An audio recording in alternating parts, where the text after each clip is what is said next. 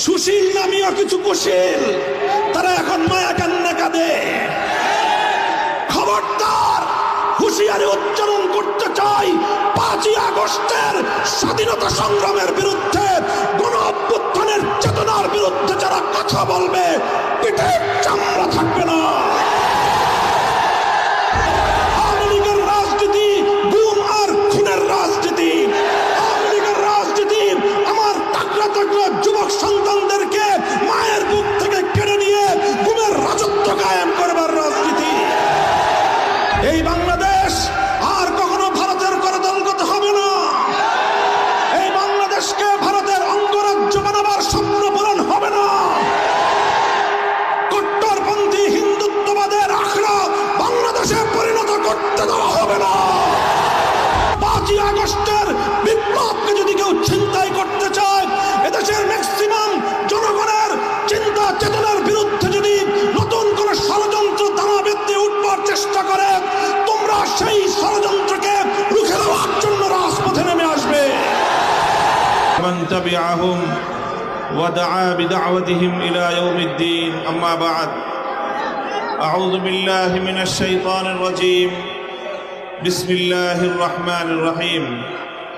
ولا تحسبن الله غافلا عما يعمل الظالمون إنما يؤخرهم ليوم تشخص فيه الأبصار.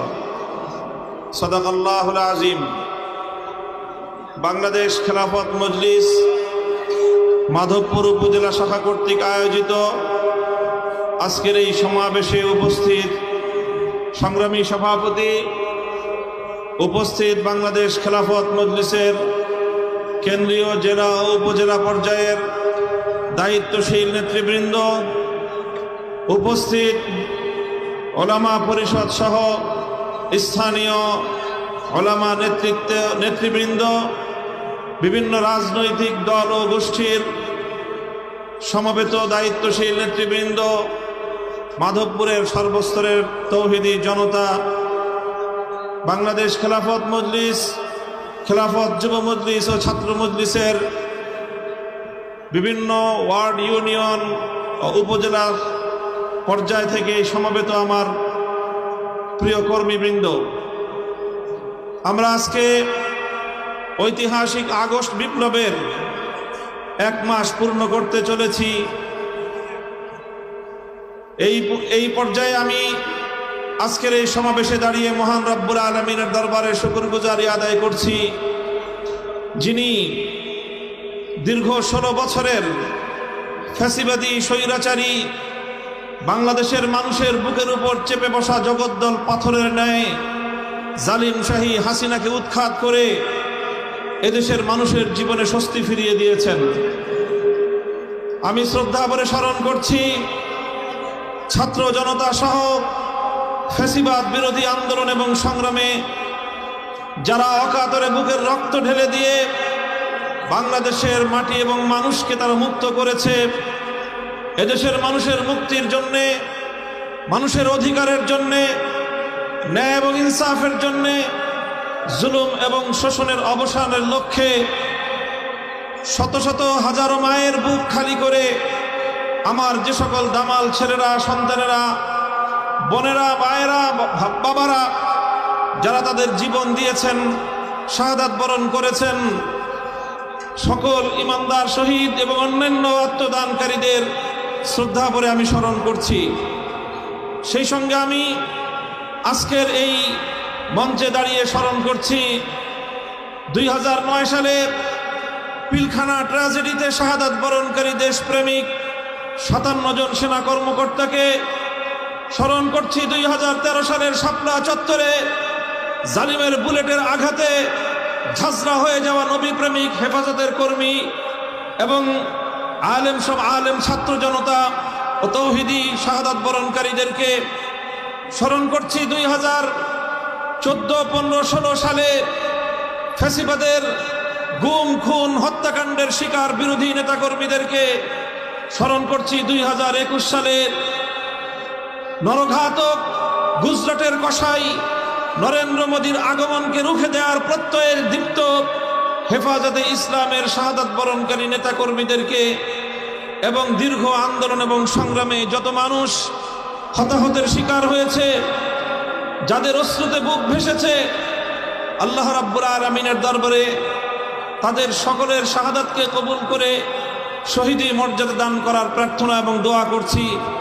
সেই সঙ্গে যারা যেভাবে ক্ষতিগ্রস্ত হয়েছেন, আল্লাহ রাব্বুল আলামিন যেন তাদের সকলের সেই ক্ষতি কাটিয়ে উঠবার তৌফিক দান করেন, সেই দোয়া করছি। বাংলাদেশের বিস্তীর্ণ অঞ্চল প্রতিবেশী সুলভ, বন্ধু রাষ্ট্রের পরিচয় দানকারী, প্রভুত্ব ফলানো ভারতের একতরফাভাবে অন্যায়ভাবে ছেড়ে দেওয়া বানের পানিতে ভেসে যাওয়া বাংলার দক্ষিণ পূর্ব অঞ্চলের বিস্তীর্ণ বানভাসী মানুষের জন্য সমবেদনা প্রকাশ করছি এবং তাদের এই বিপর্যয় কাটিয়ে উঠবার জন্য আল্লাহ রাব্বুল আলামিনের কাছ থেকে তৌফিক কামনা করছি। দেশবাসীর প্রতি আহ্বান জানাচ্ছি, বন্যায় প্লাবিত মানুষের পুনর্বাসনে আপনারা যার যার সাধ্য এবং সামর্থ্য নিয়ে তাদের পাশে দাঁড়াবেন। প্রিয় সাথী ও বন্ধুগণ, বাংলাদেশে 5ই আগস্টের এই বিপ্লবকে, বৈষম্য বিরোধী এই গণ অভ্যুত্থানকে এদেশের মানুষ বাংলাদেশের দ্বিতীয় স্বাধীনতা হিসেবে চিহ্নিত করেছে। আমিও বলতে চাই, 2024 সালের 5ই আগস্ট অনাগত ভবিষ্যতে এদেশের মানুষের জন্য মুক্তির মাইল ফলক হিসেবে বিবেচিত হবে। 5ই আগস্ট আগামী দিনে হয়তো বাংলাদেশের মুক্তিগামী জনতার চেতনার একটি বাতিঘর হিসেবে জ্বলজ্বল করতে থাকবে। হয়তো আগামী দিনের প্রজন্ম 5ই আগস্টের বিপ্লব থেকে তারা বিপ্লবের চেতনা শিখবে। নতুন এই স্বাধীনতা পরবর্তী সময়ে আমি বাংলাদেশের সকল রাজনৈতিক ঘরানার নেতাকর্মী, দেশের আপামর জনসাধারণকে একটি বিষয় আমি সতর্ক করতে চাই। 1971 সালের রক্তক্ষয়ী মুক্তিযুদ্ধের মধ্য দিয়ে যখন বাংলাদেশের মানুষ স্বাধীনতা অর্জন করেছিল, স্বাধীন বাংলাদেশের অভ্যুদয় ঘটেছিল, 71-এর পরবর্তী সময়ে কিছু দুঃখজনক বঞ্চনার ঘটনা সংঘটিত হয়েছিল। 1971-এর স্বাধীনতা অর্জিত হয়েছিল ইসলামের কথা বলে, 1971-এর স্বাধীনতা অর্জিত হয়েছিল জালিমের বিরুদ্ধে মুসলিমের অধিকার আদায়ের সংগ্রামের নামে। 1971-এর স্বাধীনতা অর্জিত হয়েছিল এদেশের স্বাধীন মাটিতে কোরআন সুন্নাহ বিরোধী কোনো আইন প্রণীত হবে না, এই অঙ্গীকারের মধ্য দিয়ে। এরপর অত্যন্ত দুঃখ এবং পরিতাপের সাথে দেশের মানুষ লক্ষ্য করল, 1972 সালে একটি সংবিধান প্রণীত হলো, যে সংবিধান 1971-এর মুক্তিযুদ্ধের মুখপাত্র ছিল না, যে সংবিধানে 71-এর মুক্তিযুদ্ধের চেতনা বাস্তবায়িত হয়নি। 1972 সালের সংবিধানের মধ্য দিয়ে মূলত আমাদের পার্শ্ববর্তী বন্ধু পরিচয় দানকারী প্রভুত্ব ফলানো ভারতের চাপিয়ে দেওয়া প্রেসক্রিপশন বাস্তবায়িত হয়েছিল। মুক্তিযুদ্ধের চেতনা বিরোধী মৌলিক নীতিমালাগুলোকে পুঁজি করে বাংলাদেশের গণমানুষের অভিপ্রায়, মানুষের ইচ্ছা, মানুষের চেতনা, মানুষের দীর্ঘ সংগ্রামের যে ঐতিহ্য, সে ঐতিহ্যকে বুলুণ্ঠিত করে, সে ঐতিহ্যকে বৃদ্ধাঙ্গুলি প্রদর্শন করে ভারত সরকারের শিখিয়ে দেওয়া, তাদের লিখে দেওয়া সংবিধান বাংলাদেশের মানুষের উপর চাপিয়ে দেওয়া হয়েছিল। আর সেভাবেই 1971-এর মুক্তিযুদ্ধের সফলতাকে ছিনতাই করা হয়েছিল। কাজেই সেই 71-এর স্বাধীনতা পরবর্তী বাংলাদেশের মুক্তিযুদ্ধের চেতনা ছিনতাইয়ের ঘটনা থেকে আজকের প্রজন্মকে আমি শিক্ষা গ্রহণ করে সতর্ক থাকবার জন্য আমি আহ্বান জানাই। তোমরা পাড়ায় পাড়ায় দুর্গ করো, তোমরা পাড়ায় পাড়ায় পাহারাদারি বসো, তোমরা মসজিদে মসজিদে ধর্ম মত নির্বিশেষে সমস্ত জনগণকে নিয়ে ঐক্যের প্ল্যাটফর্ম করে সংগ্রাম পরিষদ গড়ে তোলো। 5ই আগস্টের বিপ্লবকে যদি কেউ ছিনতাই করতে চায়, এদেশের ম্যাক্সিমাম জনগণের চিন্তা চেতনার বিরুদ্ধে যদি নতুন কোন ষড়যন্ত্র দানা বেঁধে উঠবার চেষ্টা করে, তোমরা সেই ষড়যন্ত্রকে রুখে দেওয়ার জন্য রাজপথে নেমে আসবে।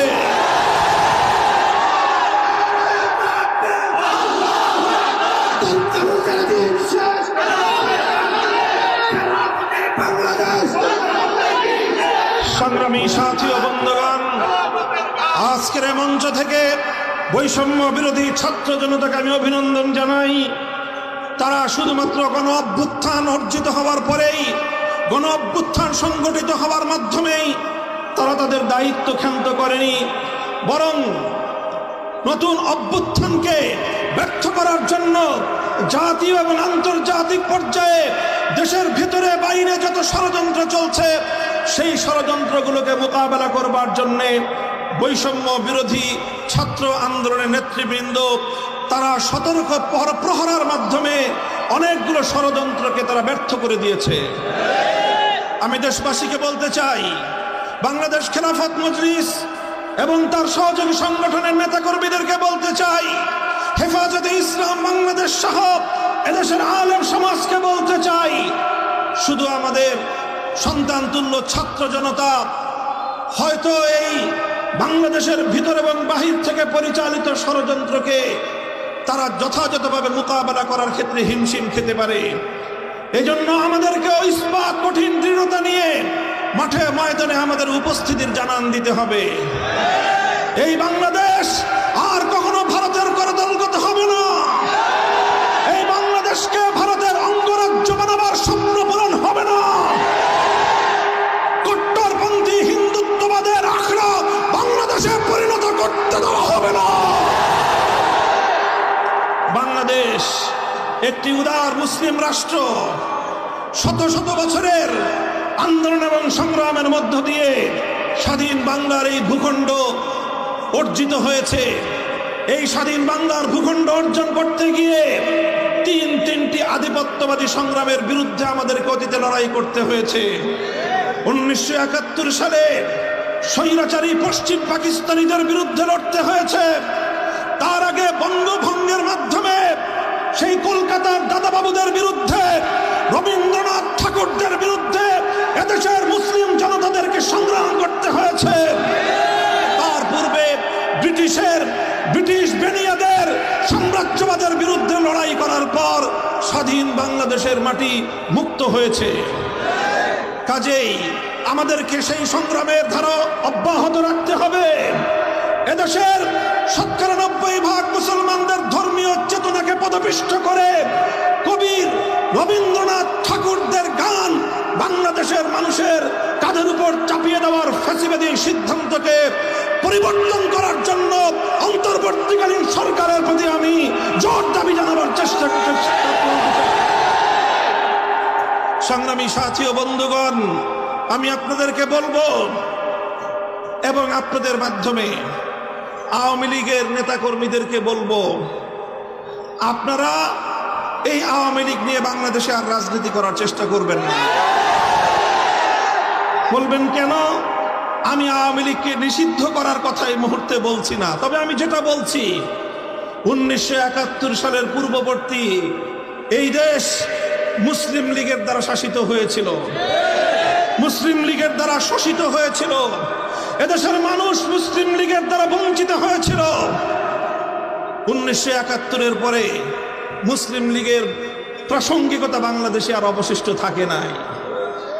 1971 পূর্ববর্তী সময়ে মুসলিম লীগ যা করেছিল, 2024 সালের 5ই আগস্টের পূর্ববর্তী সময়ে আওয়ামী লীগ তাই করেছে। কাজেই বাংলাদেশের মানুষ যেমন মুসলিম লীগের রাজনীতি আর করে নাই, এদেশের মানুষ আর আওয়ামী লীগের রাজনীতি করবে না। আওয়ামী লীগের রাজনীতি মানুষকে হত্যার রাজনীতি, আওয়ামী লীগের রাজনীতি লুটপাট আর দুর্নীতির রাজনীতি, আওয়ামী লীগের রাজনীতি সাম্প্রদায়িক উস্কানি দিয়ে সাম্প্রদায়িক সংঘাত তৈরি করবার রাজনীতি, আওয়ামী লীগের রাজনীতি গুম আর খুনের রাজনীতি, আওয়ামী লীগের রাজনীতি আমার তাগড়া তাগড়া যুবক সন্তানদেরকে মায়ের বুক থেকে কেড়ে নিয়ে গুমের রাজত্ব কায়েম করবার রাজনীতি। এই রাজনীতি আর বাংলাদেশের মানুষ, বাংলাদেশে আর এই রাজনীতি করা যাবে না। শেখ হাসিনাকে বলতে চাই, পালিয়ে গেছেন ভারতে। বাংলাদেশের 1 ইঞ্চি মাটি, বাংলাদেশের 1 ইঞ্চি জলপথ, নৌপথ এবং সড়ক পথ পালিয়ে যাওয়ার জন্য এদেশের মাটি আপনাকে সহযোগিতা করে নাই। আপনি এই দেশের মাটির সঙ্গে গাদ্দারি করেছেন। আপনার রাজনীতি ছিল বাংলাদেশের মানুষ থেকে প্রতিশোধের রাজনীতি। আপনার বাবার 1972 সাল থেকে 75 সাল পর্যন্ত বাকশালী রাজনীতির কারণে 30 লক্ষ মায়ের বুক খালি করার কারণে শেখ মুজিবের নেতৃত্বাধীন শেখ মুজিবুর রহমানের কায়েমকৃত বাকশালকে এদেশের মানুষ উপড়ে ফেলেছিল। 30,000 মায়ের বুক খালি করে শেখ মুজিবুর রহমান সাহেব তিনি তার একক আধিপত্য বিস্তার করার চেষ্টা করেছিলেন। 15ই আগস্টের মাধ্যমে শেখ মুজিবুর রহমান সাহেব সপরিবারে নিহত হয়েছেন। সেই ঘটনা নিয়ে আমি আমার কোনো মন্তব্য করতে চাই না, কিন্তু বলতে চাই 15ই আগস্টের ঘটনার মূল্যায়ন করতে হলে তার আগে সিরাজ শিকদার সহ বাংলার মাটিতে হত্যাকাণ্ডের শিকার 30,000 যুবকের হিসাব দিতে হবে। তার আগে হাজার হাজার আলেমদেরকে 1971 সালের মুক্তিযুদ্ধ পরবর্তী সময়ে বিনা বিচারে যাদেরকে কারারুদ্ধ করে নির্যাতন করা হয়েছিল সেই হিসাব কষতে হবে। সেই হিসাব না কষে শেখ হাসিনা ঘোষণা দিয়েছিলেন যে দেশের মানুষ তার বাবাকে খুন করেছে তিনি সেই দেশের মানুষ কাছ থেকে প্রতিশোধ নিয়ে ছাড়বেন। সেটা তার 75 সালের ঘোষণা ছিল শেখ হাসিনা। 50 বছর রাজনীতি করেছেন 75 সাল থেকে 2024 সাল। 24 সালে এসে আজ কথা বলতে দ্বিধা নেই। শেখ হাসিনার 50 বছরের রাজনীতি ছিল বাংলাদেশের মানুষের বিরুদ্ধে প্রতিশোধ গ্রহণের রাজনীতি। শেখ হাসিনার 50 বছরের রাজনীতি দেশকে তলাবিহীন ঝুড়িতে পরিণত করবার রাজনীতি। শেখ হাসিনার 50 বছরের রাজনীতি ছিল বাংলাদেশের মানুষের মধ্যে একটি এমন বিভক্তি তৈরি করতে এই জাতি যেন আর কোনোদিন ঐক্যবদ্ধ হতে না পারে। কিন্তু আজ বাংলাদেশের আবার বৃদ্ধ বনিতা কাতারে দাঁড়িয়ে গেছে। স্কুল থেকে আমার ছেলে মেয়েরা নেমে এসেছে, কলেজ থেকে আমার সন্তানেরা রাজপথে নেমেছে, মাদ্রাসা থেকে আমার সন্তানেরা হাতে হাত ধরে রাজপথে দাঁড়িয়ে গেছে। সকল varsity, public varsity, private university থেকে সকল ভেদাভেদ ভুলে গিয়ে, গরিব এবং ধনীর সমস্ত পার্থক্য ভুলে গিয়ে, মাদ্রাসা এবং স্কুল কলেজের ভেদাভেদ ভুলে গিয়ে, হিন্দু বৌদ্ধ মুসলমান ধর্মীয় পার্থক্য ভুলে গিয়ে মানুষ হিসেবে তারা মানুষের হাতে হাত ধরে অন্যায় এবং জুলুমের বিরুদ্ধে টেকনাফ থেকে তেতুলিয়া তারা দুর্বার প্রতিরোধ আন্দোলন গড়ে তুলেছিল। এই ঐক্যই হলো বাংলাদেশের শক্তি। এই ঐক্যই হলো বাংলাদেশের শক্তি। শেখ হাসিনা এবং আওয়ামী লীগের রাজনীতি ছিল এদেশের এই মানুষের মধ্যে যেন কোনোদিন ঐক্য প্রতিষ্ঠিত হতে না পারে। আজও বাংলাদেশে শেখ হাসিনার দোসররা আছে, আজও আছে সুশীল নামীয় কিছু কুশীল, তারা এখন মায়া কান্না কাঁদে। খবরদার, হুঁশিয়ারি উচ্চারণ করতে চাই, 5ই আগস্টের স্বাধীনতা সংগ্রামের বিরুদ্ধে, গণ অভ্যুত্থানের চেতনার বিরুদ্ধে যারা কথা বলবে পিঠের চামড়া থাকবে না। সংগ্রামী সাথী ও বন্ধুগণ, 5ই আগস্টের এই অভ্যুত্থান চূড়ান্ত সফলতা অর্জন করবে সেদিন, যেদিন জুলুম মুক্ত, অবিচার মুক্ত, ন্যায় এবং ইনসাফের বাংলাদেশ গঠিত হবে। আমরা আহ্বান জানাই সকল রাজনৈতিক সংগঠন, আসুন, শুধুমাত্র নিজেদের আখের গোছানোর কেউ চিন্তা করবেন না। দেশের এই চলমান দুর্বলতার সুযোগ নিয়ে কেউ বাংলাদেশের মানুষের অধিকার নিয়ে ছিনিমিনি খেলবার চেষ্টা করবেন না। বাংলাদেশের বৃহৎ বিরোধী দল বিএনপি, জামাতে ইসলামী, ইসলামী আন্দোলন বাংলাদেশ, বাংলাদেশ খেলাফত মজলিস, জমিয়তে উলামায়ে ইসলাম, নিজামী ইসলাম পার্টি, এলডিপি, অন্যান্য যতগুলো দল, রাজনৈতিক দল আছে, আসুন আমরা সকলে হাতে হাত রাখি। বাংলাদেশের মানুষ আজকে একটি অর্থনৈতিক মহা সংকটের মুখোমুখি পতিত।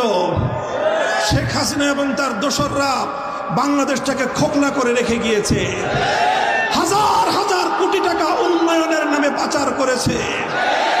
শেখ হাসিনার একার পাচারকৃত টাকা আর তার পরিবারের পাচারকৃত টাকা দিয়ে এই বাংলাদেশে হাজারো উন্নয়ন প্রকল্প বাস্তবায়ন করা সম্ভব। তাই আজকে আমি অন্তর্বর্তী সরকারের প্রতি দাবি জানাতে চাই, বিগত ফ্যাসিবাদী সরকারের পাচারকৃত সকল সম্পদ বাংলাদেশে ফিরিয়ে আনতে হবে। শেখ হাসিনা নরেন্দ্র মোদীর ঘরে বসে আমার বাংলাদেশের স্বাধীনতার বিরুদ্ধে, এদেশের ধর্মীয় সম্প্রীতির বিরুদ্ধে ষড়যন্ত্র করছে। তাকে দ্রুত, অতি দ্রুত সময়ের মধ্যে বিচারের মাধ্যমে, আদালতের প্রক্রিয়ার মাধ্যমে, প্রয়োজনে ইন্টারপোলে রেড অ্যালার্ট জারি করার মাধ্যমে হাজারো মায়ের সন্তানের হত্যাকারী শেখ হাসিনাকে ধরে বাংলাদেশের বিচার কার্যকর করতে হবে। আমার 2013 সালের শাপলা চত্বরের শহীদের বিচার করতে হবে। ভারতকে বলবো, প্রতিবেশী আছেন, প্রতিবেশী থাকবেন, আমাদেরকে শোষণ করার চেষ্টা করবেন না, ওই চিন্তা করবেন না। 18 কোটি শাহজালালের সন্তানদেরকে দাবায় রাখতে পারবেন না। বানের পানি দিয়ে আমাদেরকে ভাসিয়ে মারার চেষ্টা করেছিলেন, কি পেয়েছেন? এদেশের মানুষকে এই বন্যার পানি, দুর্যোগ আরো বেশি ঐক্যবদ্ধ করেছে। কাজেই সকল আন্তর্জাতিক শক্তিগুলোকে বলি, বাংলাদেশের আভ্যন্তরীণ বিষয়ে এদেশের মানুষের ধর্মীয় চিন্তা চেতনা, ধর্মীয় সম্প্রীতির আদর্শের মধ্যে নতুন করে কেউ বাগড়া বাঁধানোর চেষ্টা করবেন না। মাধবপুরের সর্বস্তরের জনতা এবং আজকের এই উপস্থিতির প্রতি আমার আখেরি পয়গাম, আমরা বিশ্বাস করি চূড়ান্তভাবে যদি ইনসাফ ভিত্তিক, ন্যায়ানুগ, ধর্ম মত নির্বিশেষে প্রতিটি মানুষের সকল অধিকার যদি নিশ্চিত করতে হয়, একভাবেই সম্ভব। তার জন্য একটাই রাস্তা, একটাই পথ, সেই পথ হলো সৃষ্টিকর্তা মহান রব্বুল আলামিনের পক্ষ থেকে প্রদত্ত রাজনৈতিক ব্যবস্থা, খেলাফত ব্যবস্থা বাস্তবায়ন করতে হবে। তাই আসুন, বাংলাদেশ খেলাফত মজলিস আহ্বান করছে আপনাদেরকে, খেলাফত মজলিসের পতাকা তলে সামিল হয়ে, খেলাফত মজলিসে যোগদান করে বাংলাদেশের প্রতিটি অঞ্চলকে, প্রতিটি উপজেলাকে, প্রতিটি ইউনিয়ন ওয়ার্ড, প্রতিটি মসজিদ ভিত্তিক সমাজকে খেলাফতের সংগ্রামী হিসেবে আপনারা গড়ে তুলুন। ইনশাআল্লাহ বাংলাদেশ খেলাফত মজলিস সমমনা অন্য সকল ইসলামপন্থীদেরকে নিয়ে আগামীর বাংলাদেশকে ইসলামী সমাজ ব্যবস্থায় গড়ে তুলবে ইনশাআল্লাহ। প্রস্তুত থাকবেন তো ইনশাআল্লাহ?